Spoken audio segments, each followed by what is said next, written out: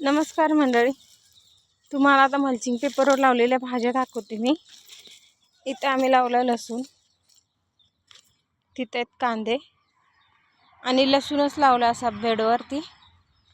Mulching पेपरवर लावल्यामुळे कसं भांगलणाचा खर्च वाचतो। आता चला तुम्हाला दाखवते आम्ही काय काय भाज्या लावलेत ते।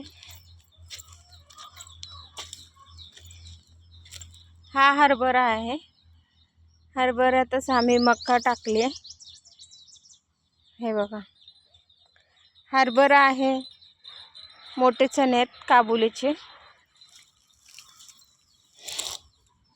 हे बघा, हा काबुला चणा आहे, हा आलाय। ह्याचे 2 सऱ्या काबुला चणा आहे, तर 2 सऱ्या अशा वटाणा आहे। पेरतानाच तसा पेरलाय। हे बघा, हा वटाणा। आपल्याच रानातल्या भाज्या तोडून खायची मजाच वेगळी असते। एकाच रानात 2-3 प्रकारच्या भाज्या केल्यात। असे मी वटाणे तोडून घेतले, पण अजून चणे असे खाण्यासारखे झालेले नाहीत, खायला अजून आलेले नाही। चणे अजून पोकळत आतून, मोठे झालेत पण खायला पोकळत, अजून खायला येत नाहीत अजून काढायला। हे बघा, असे हे झालेत, मोठे झालेत चणे। मका पण छान आले। ही बियाला केली आम्ही, ह्याचं कणीस ठेवून ह्याचं नंतर बी बनवणार आहे। हे चॉकलेटी कलरची मका आहे, एका पाहुण्याने दिले होते आम्हाला, त्यामुळे बी तयार करायसाठी आम्ही असे मध्ये मध्ये टाकलेत। चॉकलेटी मका आहे, थोडंसंच बी पाहिजे होतं तयार करायसाठी म्हणून।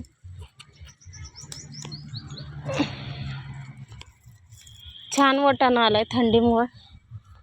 वटाणा पहिल्यांदाच आमच्याकडे एवढा आलाय। मागच्या वर्षी लावला होता पण आम्हाला खायला सुद्धा मिळालं नाही, एकदा सुद्धा खायला मिळालं नाही, कारण वटाणाच उगवून आला नव्हता।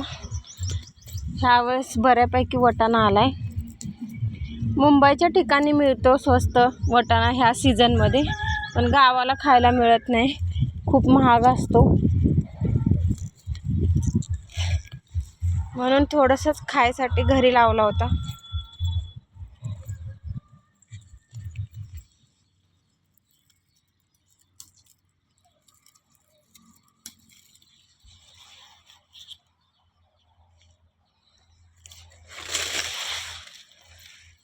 अशी मका आहे, मध्ये मध्ये काबुली चण्याचे 2 सऱ्या आणि वटाणाच्या 2 सऱ्या अशा केल्यात, बघू शकता तुम्ही।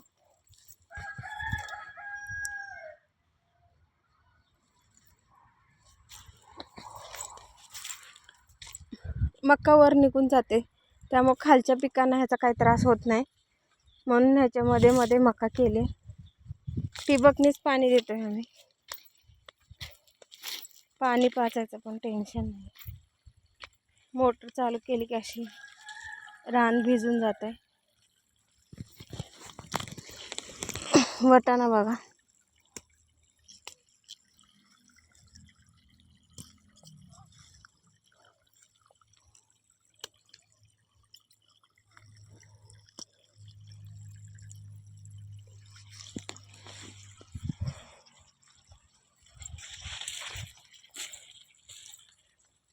आणि हा हरभरा आहे। हरभऱ्याला फुलं लागलीत, अजून घाट काय आलेलं नाही आहे।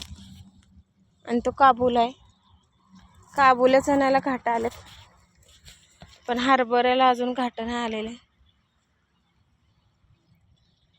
आपल्याच रानातली भाजीपाला खायची मजाच वेगळी असते। कसं वाटलं तुम्हाला आमचं रान, कमेंट करून नक्कीच सांगा। व्हिडिओ आवडल्यास लाईक करा, शेअर करा, सबस्क्राईब करा। धन्यवाद।